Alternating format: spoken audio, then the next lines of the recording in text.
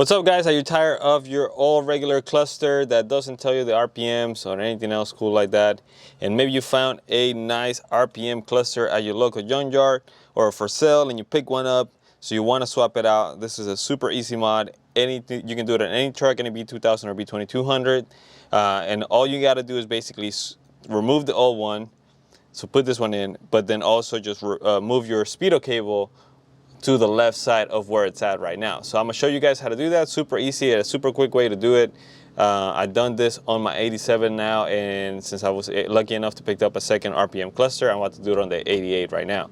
So let's get it done. All right, guys, and it's super easy. The first thing we're gonna do is remove the bezel. There's gonna be 4 bolts, 2 on the top, 2 on the bottom. Then there's gonna be 4 more bolts holding the cluster. It's going to be 2 on the bottom, 2 on the top. You might have to remove this section here, which is just one little bolt here, and it just kind of snaps out, just to give you better access to move that. And then if anything, you might have to do this section as well. There's just one bolt here. If you remove it, you can snap this just a little bit. Be careful though, because this is tied into everything else, so you don't want to break that.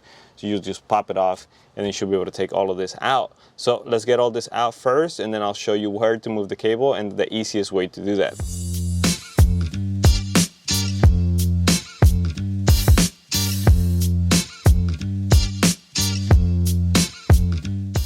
Once you get your cluster completely out of the way, we are now ready to start putting a new one in. But I want to talk to you guys about a few details that you have to kind of be aware of, especially if you have an 80s model. I think I've seen this basically on the 86, 87, 88, where if you plug the new RPM cluster, it will be pretty much plug and play. Everything will snap into place, but there are a few things that might not work on it. One of them is going to be your check engine light. Your check engine light is not going to work on the 80s model if you put the RPM cluster. For some reason, the 90s, I believe it's somewhere at 90 or 91, where they switched to it, that it works right off the bat. You don't have to do anything, but basically on the 80s model, there's one wire, and I'm showing you here on the wiring. So basically this is plugged into this big kind of harness, but on the 90s model you only have 4 wires, which are the 4 right here. This wire is not plugged into this harness. It's actually plugged into the very small first harness back here. So we are going to swap mine into that spot, and then we're going to test it out and see how it works. But I believe that's going to make some of these features work instead of not working like it did before.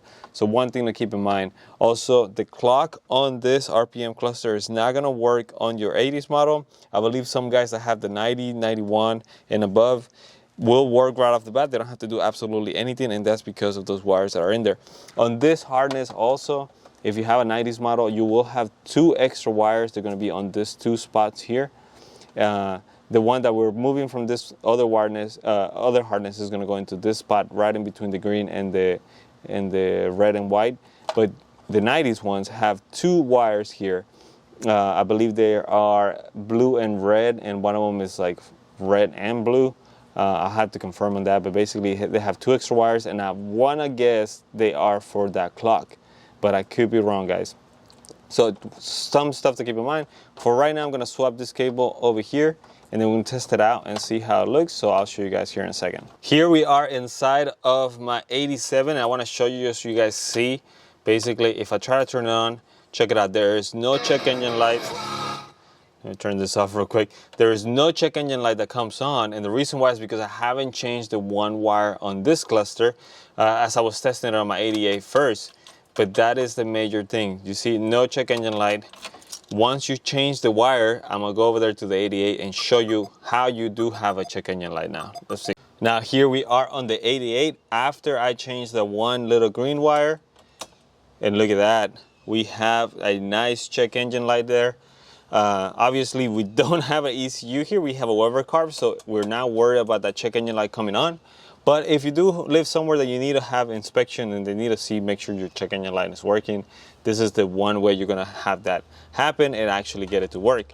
The clock still does not work, and the reason why is because there's extra wiring for that, like I said. So I am gonna try to work on this and see if I can figure out how to wire that the easiest way possible. I know there is an instruction out there, I believe, on Mazda Mini Trucking that tells you how to wire that up. So check that one out if you want to do that. But yeah, at least we have our check engine light. It's all good to go. So we are ready to basically start changing the speedo cable. Let me show you that here next, so you guys can then be able to put this back in place where it needs to go. Let's do it. Now there are two ways to get this clock working here, and I'm going to talk to you guys about both of the ways that you can get this working in the way that I'm going to choose to do on the truck, because I do want to be able to unplug the wires and I don't want to solder bits of it. So one way, you have to solder one little bit of it, and then you're going to have to find a constant power wire.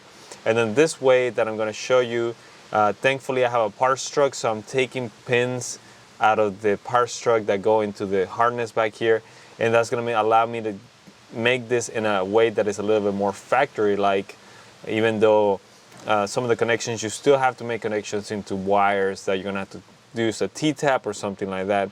So let me just show you here first before we move on into telling you exactly how to do it. I'm going to show you here how the clock works now. Look at that. And as you see, it says 108, and that is because it is holding memory, because we have a constant power wire into it. Our check engine line is working on this side, just like we told you just a second ago. So this cluster technically is all ready to be put back together how it is. Put it back in the truck, put the bezel back in there. But let me take it off one more time and show you guys exactly the two ways that you can go about this. So with your cluster out, there are 2 points basically that you need to make sure you have. One, constant power to it, and two, you can have just power to it with your lights. So basically when it receives power, when you turn on your lights, it makes the clock dim. So to make the clock, you only need one wire technically. To make it work like factory, you need 2 wires to make this happen. Now the easiest way basically is, if you see this bolt here, basically you have 3, this one in the middle between those 2. If you attach a constant power wire to this, you are going to have that clock working perfectly fine. If you want to make sure it dims at night when you turn on your lights, then you have to hook up a power that comes on when you turn on your lights to this bolt. So these are the 2 bolts that you need to worry about. You could, in a way to make it dim whenever you turn on the lights, basically you can run a small wire from this point up to this top little solder right here. So if you run a cable and you solder this, the top one right here, and run a cable to this, you will have the clock dim whenever you turn on the lights. And then you still have to find a constant power wire for this one. Now the way I'm doing it, which is the second method that you could do this, if you found this cluster at a junkyard and you have access to basically the wiring, the best thing you can do, in my opinion, is you take some of these pins out, take 2 of them with you, and try to take as much wire as you can out of it. Or just the pins. As long as you have a little bit of wire with the pins, you should be able to attach new wire to it. But basically, the way I'm doing it is, there are 2 wires here that you have to add those into. And then let me show you in the cluster here real quick. Basically, the 3rd pin, let me see if I can focus here. The 3rd pin and the 4th pin are the ones you need to attach. 3rd pin needs to have the constant power to it, and the 4th pin is the one that dims the light whenever they turn on. So those pins are the ones that are placed in this harness here. Again, I have access to it because of my parts truck. So if you have access to at least get pins from this, do it, and then you should be able to do this. And from there, basically, once I have the pins in here, I ran, as you can see here on the top, I have 2 wires. Let me get a little bit closer over here. So I have the 2 wires. I just put some tape on it, and they are run my constant power. And this is going to be just a little more tedious because you have to take more stuff off. Basically, I took my speaker. I don't have a speaker here. I took the speaker cover off, and I took out the fuse box. And then behind the fuse box, there are basically a wire that is blue with yellow. This one I'm holding right here. This is the wire I'm going to tap into. There's also one that is white with red that you see back here. And then you also see a white with red over here. Now those 2 are constant powers. So you could technically plug into any of those 2 wires, or you can plug into this blue and yellow one. The reason why I decided to do the blue and yellow one is because that is the constant power for the hazard lights. So there's not going to be a major use, in my opinion, for that one. Versus this cable powers your tail lights. This one powers I believe your stop or brake lights as well. So both of them are good choices. It's gonna be up to you. I'm making my life a little bit more difficult by going into this other one that is tied into the hazard lights, just because I don't want to put a load, or I don't want to cut into the other more important lights like the tail lights or brake lights. So I'm going to put a T-tap here. Like I said, that is my constant power.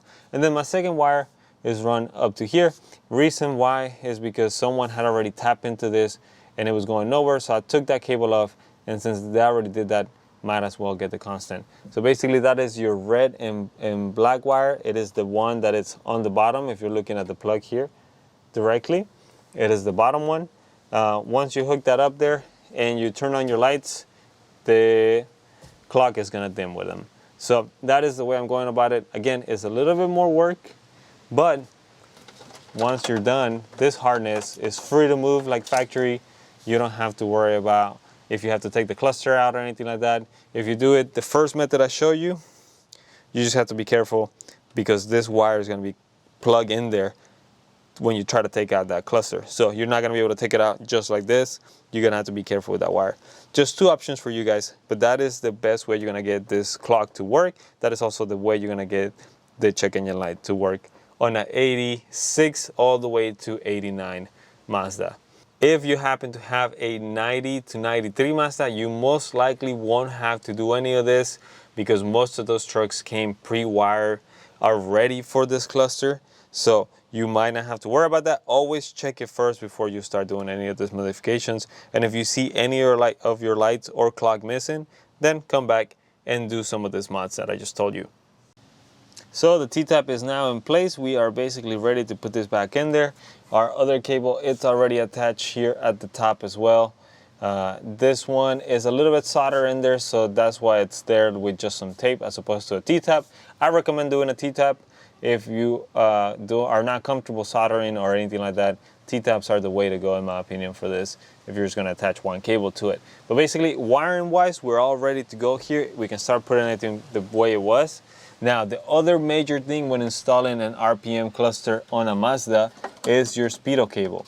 So this cable basically needs to go to the left of the truck. So it needs to go over here, come out this way, because the way it attaches on the back is just a little bit different than your other one. Let me see if I can move this.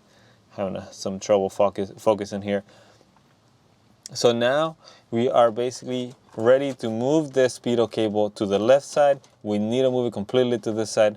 Otherwise, you're gonna bind it and it's gonna break and it's gonna be a pain to replace. So the easiest way I have found to do this is gonna be to basically, if you see this hole here, you should be able to fit your hand almost all the way to the back through this side.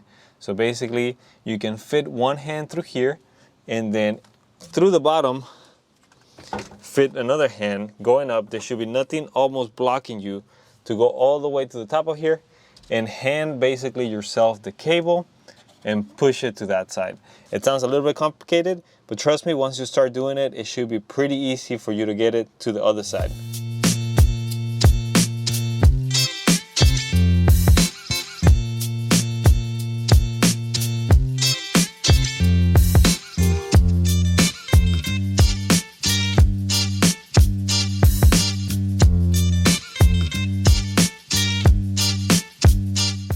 Hopefully you guys were able to see on the GoPro footage the way I did it. It was kind of hard for me to do it with one hand and film at the same time.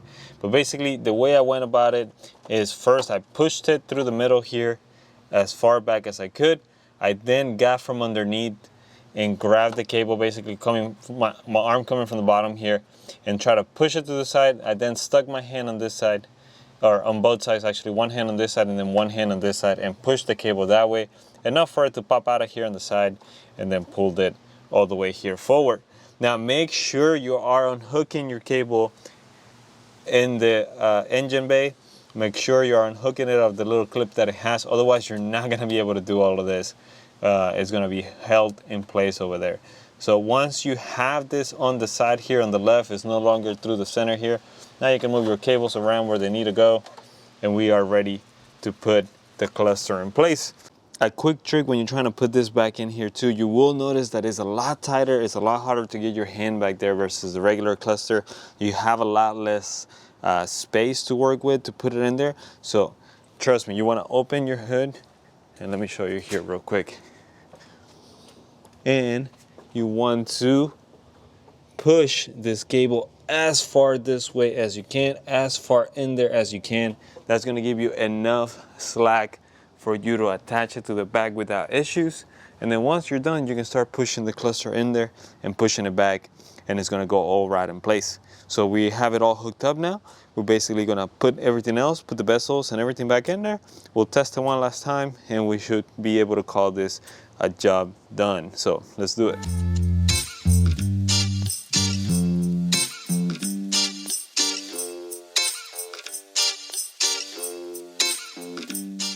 Okay, we have everything already put back together. If we turn on the key, we have our check engine light, we have our clock. Everything is looking good. We're holding time. So yeah, that is a job well done, guys. That's pretty much all you need to do to swap from a regular cluster into an RPM cluster. Hopefully this is helpful to you guys. And now you know how to get your check engine light to work if you have a 86 to 90 to 89, I'm sorry, and how to get your clock to work. If you have a 90 and above and it doesn't work, then you can try the steps as well, and hopefully this will help you get it figured out. But yeah, I'm pretty excited about this. It looks great, and I think we're pretty much ready to call it a day. So there you have it, guys. That's how you get the cluster working in a Mazda B2200 or B2000. If you have the 86 to 89 model, I recommend you do some of this wiring, so that way you can have the clock and the check engine light working. Or if you don't care about the check engine light, at least have the clock working because it looks so cool in there. If you have a 90 to 93 model, most likely you won't have to do any of these mods. You'll most likely be able to plug it in and everything should work right off the bat. But if it doesn't, follow the steps and you'll get it working in no time. So once again, that's all I have for you guys. Thank you so much for watching. Thank you for following the channel and subscribing to it. If you haven't yet, hit the subscribe button or hit the like button, and hopefully we'll see you guys on the next video. Bye. Check it out, guys. Here we are inside of my 87, and clock is working good now. The only thing I forgot to do on this one was the check engine light, but you saw how to do it on the other one. So there you have it.